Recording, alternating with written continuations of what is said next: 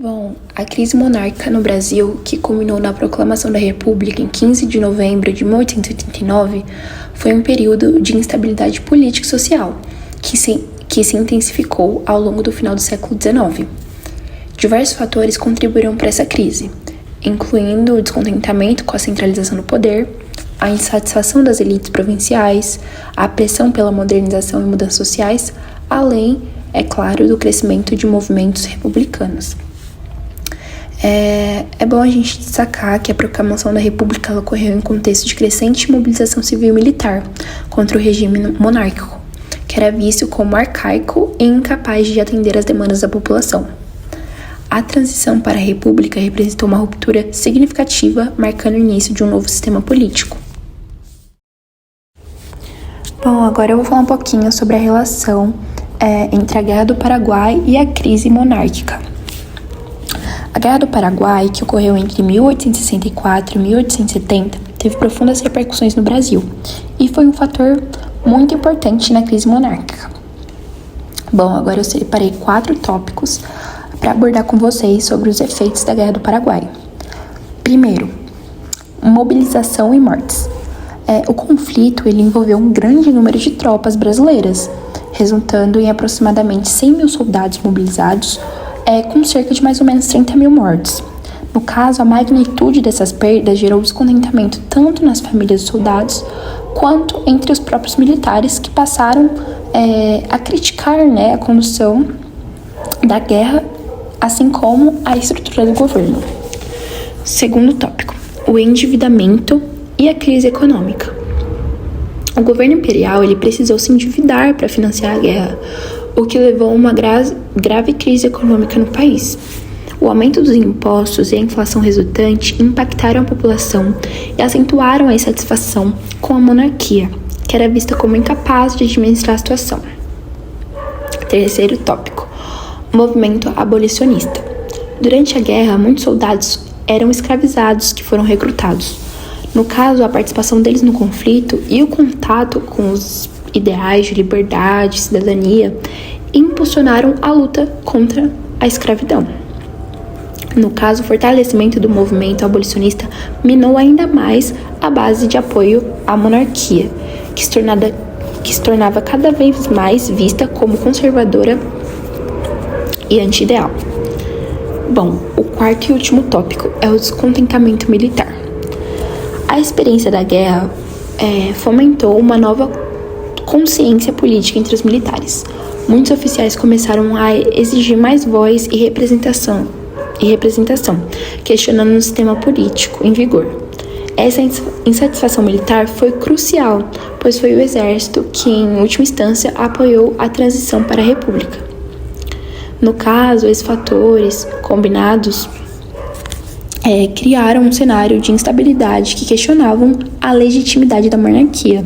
Assim, a Guerra do Paraguai não apenas expôs as fraquezas do regime, mas também serviu como um catalisador para as mudanças que culminaram a proclamação da República em 15 de novembro de 1889, marcando o fim do Império e o início de um novo período político no Brasil. Bom, agora eu vou falar um pouquinho sobre o surgimento dos partidos republicano paulista para a crise monárquica. O surgimento dos partidos republicanos paulistas no Brasil teve um papel muito importante no processo de enfraquecimento do regime monárquico e também no avanço das ideias republicanas do final do século XIX.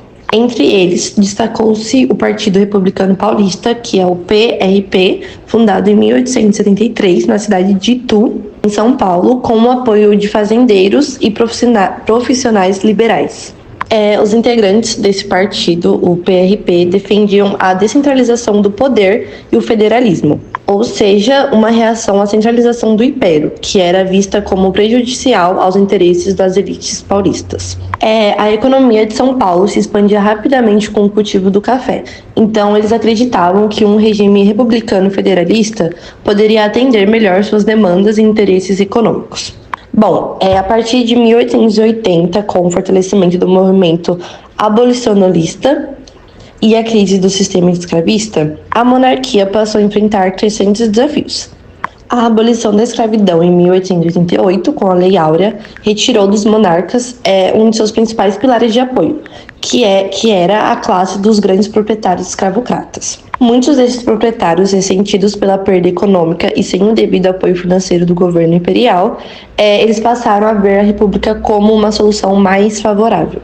Dessa forma, o partido PRP e outros grupos republicanos contribuíram para a crise da monarquia, ao difundir ideais republicanos e ao conquistar o apoio de setores sociais descontentes com o império. Com o tempo, a influência desses partidos na sociedade paulista e na política nacional ajudou a preparar o cenário para o golpe de 15 de novembro de 1889, que marcou o fim da monarquia e a proclamação da República no Brasil. Agora vou explicar a relação entre a abolição da escravatura em 1888 e o fim do Segundo Reinado.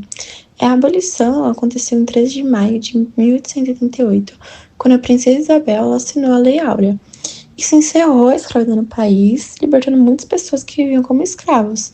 Esse passo foi importante porque foi o resultado de muita pressão de dentro e fora do Brasil. No próprio país, existiam grupos nacionalistas que queriam o fim da escravidão. E fora do Brasil, países como o Reino Unido também pressionavam por mudanças, defendendo o trabalho livre. Apesar dessa conquista, muitos dos escravos tiveram uma vida difícil depois da abolição, sem apoio do governo, e muitos ficaram sem trabalho e acabaram em situação de pobreza e marginalizados pela sociedade.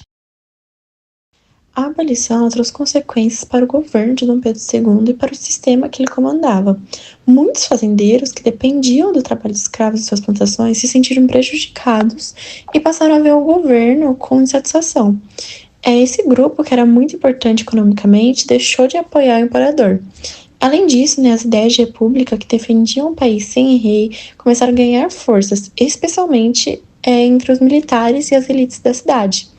Muitos acreditavam que era hora de mudar e adotar um novo tipo de governo. A tensão foi crescendo e em 15 de novembro de 1889, o exército finalmente proclamou a República e colocou um ponto final no governo de Dom Pedro II. Assim, o Brasil saiu da monarquia e entrou na era republicana. Os cafeicultores tiveram um papel fundamental na crise do Império no Brasil e na proclamação da República. O setor cafeeiro foi um motor econômico no país no século XIX, principalmente em São Paulo e Minas Gerais. Com o crescimento da cafeicultura, a elite agrária, conhecida como os barões do café, acumulou grande poder econômico e passou a desejar mais influência política, o que entrou em conflito com a monarquia, que concentrava o poder em suas mãos e nas mãos de aristocratas próximos ao imperador. Existiam alguns motivos principais para o descontentamento dos cafeicultores com a monarquia. O primeiro deles é a centralização do poder, que o regime monárquico mantinha o poder centralizado no imperador em poucos ministros e conselheiros, e isso limitava a influência direta dos cafeicultores sobre as decisões políticas, especialmente em relação a políticas fiscais e econômicas. O segundo é a pressão por trabalho livre, que o fim gradual da escravidão gerou tensões com os cafeicultores, que dependiam da mão de obra escrava para as plantações.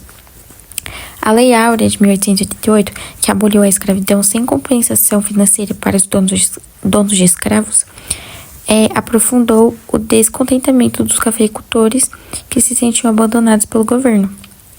E o terceiro são os interesses republicanos, que muitos cafeicultores e setores liberais passaram a apoiar ideias republicanas, pois desejavam um sistema federalista em que as províncias tivessem mais autonomia para criar leis e administrar recursos.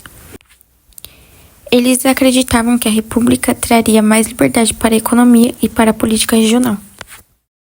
A questão religiosa desempenhou um papel significativo no agravamento da crise monárquica portuguesa no final do século XIX e no início do século XX. Esse período foi marcado por uma crescente tensão entre o Estado e a Igreja Católica, que influenciou o desgaste da monarquia junto à sociedade e preparou o terreno para o estabelecimento da República em 1910. Bom, a primeira questão foi o liberalismo. Então, desde o início do século XIX, os ideais liberais promoveram a separação entre a Igreja e o Estado. Após a vitória do liberalismo da Guerra Civil Portuguesa, a monarquia implementou reformas que limitavam o poder da Igreja, como, por exemplo, a extinção das ordens religiosas. Então, esses atos geraram conflitos com os setores religiosos e seus apoiadores, que passaram a ver o governo como uma desconfiança. A segunda questão é a influência da Igreja e resposta do Estado. Durante a monarquia constitucional, o crescimento das ordens religiosas e a influência da Igreja Católica causaram preocupação entre os setores republicanos e liberais, que viam isso como uma ameaça ao progresso e à modernização do país. Em resposta, o governo monárquico alternava entre medidas de controle para evitar conflitos diretos, mas não conseguia satisfazer completamente nenhum dos lados. E por último, a última questão é o apoio republicano. Bom, o Partido Republicano, em expansão do início do século XX, defendia a separação total entre a Igreja e o Estado, conquistando apoio entre setores urbanos e intelectuais descontentes com a monarquia. Esse posicionamento fortaleceu a oposição ao regime monárquico, que era visto como alinhado aos interesses da Igreja. A proclamação da República no Brasil ocorreu dia 15 de novembro de 1888, na cidade do Rio de Janeiro. O evento foi liderado por militares, com um destaque para Marechal Deodoro da Fonseca, e também resultou na deposição do imperador Dom Pedro II, encerrando o período monárquico no país. A instauração da República foi motivada principalmente pela insatisfação dos setores militares e também das elites, que se intensificou após a abolição da escravidão. A medida que afetou a economia de grandes fazendeiros. E assim, a participação popular no movimento foi praticamente inexistente, porque a maioria da população não teve envolvimento direto e nem compreendia direito plenamente o que estava acontecendo.